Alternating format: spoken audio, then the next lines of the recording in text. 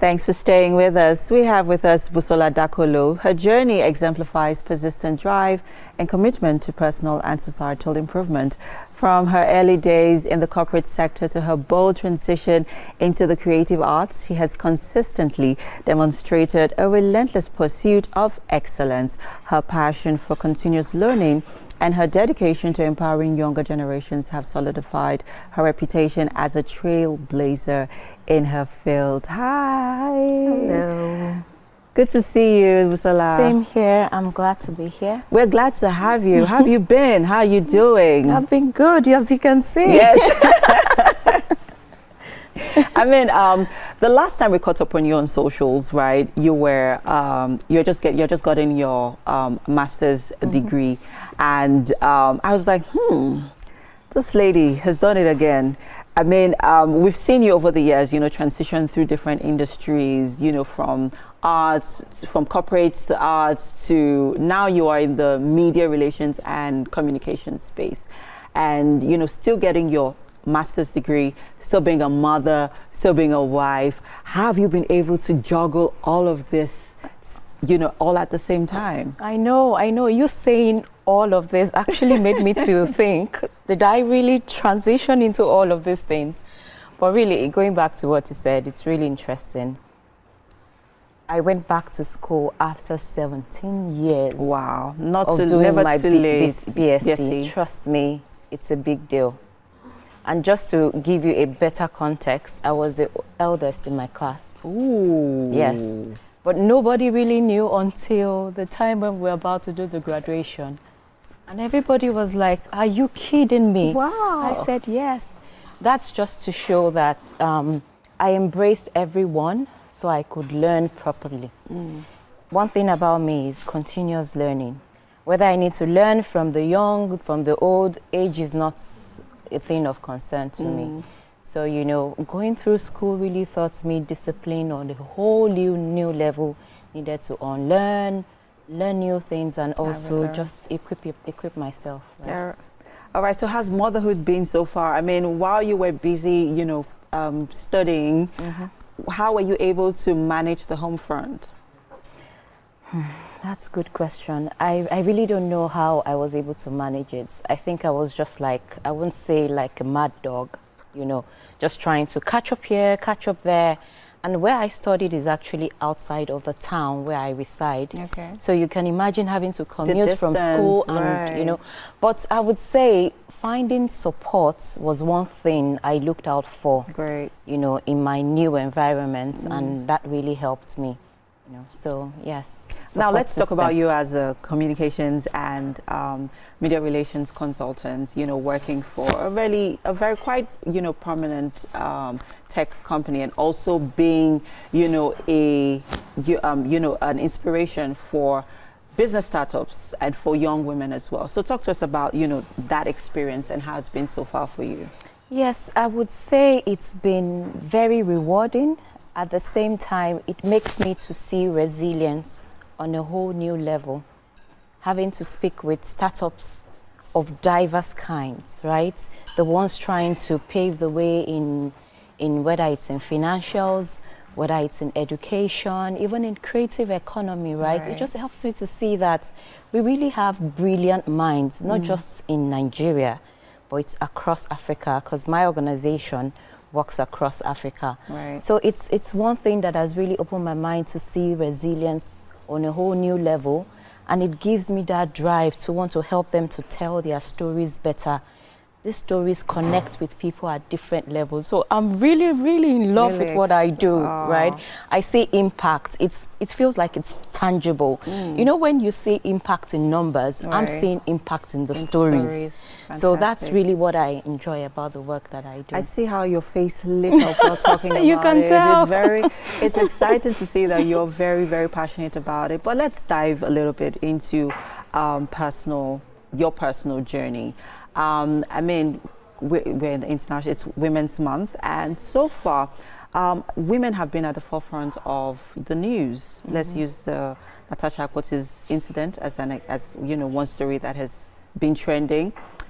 You are also from Kogi State. You can say that again. Right. You have experienced a similar incident. It's Women's Month. You have been an inspiration, and you have been, an advocate in that regard. What would you like to say regarding the situation and how you've been able to move past it? It's interesting because one thing I just want to say first about the definition of sexual harassment, because you just hear the different definitions in different languages. Let's make it to be simple. It's the inappropriate approach of a woman. If a woman perceives it to be inappropriate, just take it like that, right? In terms of Natasha's case, the outcome of what let's not delve into Natasha. Let's make it general, because a lot of women are actually they experience sexual harassment every single day. Absolutely. I would say you shouldn't keep quiet. You should continue to speak out. That's the most important thing. It might not give you the outcome that you feel should stem out of it, but you have to continue to talk, to speak out. Things that have been embedded for years. We are talking about patriarchal society, right? Right. You don't expect a change to just happen like that. Right. But the consistent drop of a water on a sink, it discolorizes that place. Right. So you have to just be consistent, and it's not just one voice. It's not just about my voice, your voice, Natasha's voice. It has to be voices of a lot of women. Women really telling the stories without feeling any sense of shame, without feeling, oh, vulnerability is weakness. It's actually strength. Right. Right? So you have to keep talking. Don't keep quiet. Anybody that keeps quiet, you are condoning it. And you have to think about it. What will happen in the next years to come? Right? I think us having that futuristic mind is just what will help us to say, we have to continue to talk about this. It might not give us the outcome that we feel we can get now, right, but the benefits of these conversations now can actually be in 5 decades, or it might actually be sooner than you expect. Before we wrap this up quickly, let's talk about support. Right. Being that you've also shared a similar experience, did you get the kind of support that you were hoping for? Absolutely. And I'm not just talking from the women folks now, from, men as well. When you say support, I would say where you expect to get support from, I might not even be expecting it. True. I, as an individual, I don't expect, there's a level to which I expect from people, and that's actually what safeguards me. Yeah. Right? Right. So I wouldn't say that, oh, I'm expecting this from you, you need to do this. Right. No. It's fine. If you feel it aligns with what you ought to support, go ahead. Brilliant. Go ahead. Right. That's you stepping into your space and knowing whoever decides to jump on the boat with you, good for you. If you don't decide, you go on with what you're doing. So support is not all about looking for support, trying to see who validates, who's going to help me. No. Let's talk about family for a minute. I mean, your husband, Timi Dakolo, is quite a prominent and influential celebrity in this climb. And there has been conversations around, how women who are married to famous celebrities are not able to have their own identity. How has that been for you? Going into places and they're not addressing you as Busola Dakolo. They're addressing you as Timi Dakolo's wife. And here you are, going through, enjoying, exploring your own journey, being your own woman, but still having to be addressed as Timi Dakolo's wife. How does that make you feel? Really, I don't see any bad thing in that. It's who I am, really. Am I not Timi Dakolo's wife? I'm Timi Dakolo's wife, and I carry it with confidence, with boldness. I'm very glad, right? I'm already his wife. So back to the thing about marriage, really.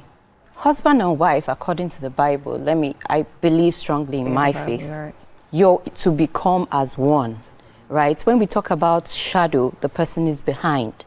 So there are some things, once it's wrong fundamentally, the foundation is faulty. That's where all these issues of, oh, I'm hiding behind, you're already feeling like you're shrinking. You're dimming. They feel the light is being dimmed. Dimmed, exactly. Right. Sometimes it's just a feeling. That's why it's a mindset thing. Right. But if you see that, oh, I'm Timi Dakolo's wife, you can either choose. Some will choose to just take more of that identity rather than take the identity of, will being Timi Dakolo's wife stop me from embarking on some things that I feel they are personal? Right. My personal drive. Then if that begins to affect me, then something is wrong. That's the So problem. you must be able to identify yourself as an individual, right? And then being Timi Dakolo's wife should not in any way affect who you are. Who you are Fantastic. at all. But when you don't understand what being Timi Dakolo's wife is meant to be and what who you are is meant to be, that's where the issue is. It's actually a driver to who I am as well. Because they leverage on both on each other, Exactly. right? Fantastic, Exactly. Busola. It's quite. This has been an interesting conversation. I'm glad we had you here with us. Thank you so much And you know, for just having basically me. delved into your world and what you're about. Thank you so much for coming to Thank share you with for us this having me. morning. Thank you. And we have to head over to the kitchen. Our Gen Z chef has made you Gen Z breakfast. So I hope you're ready to be Gen Z-fied because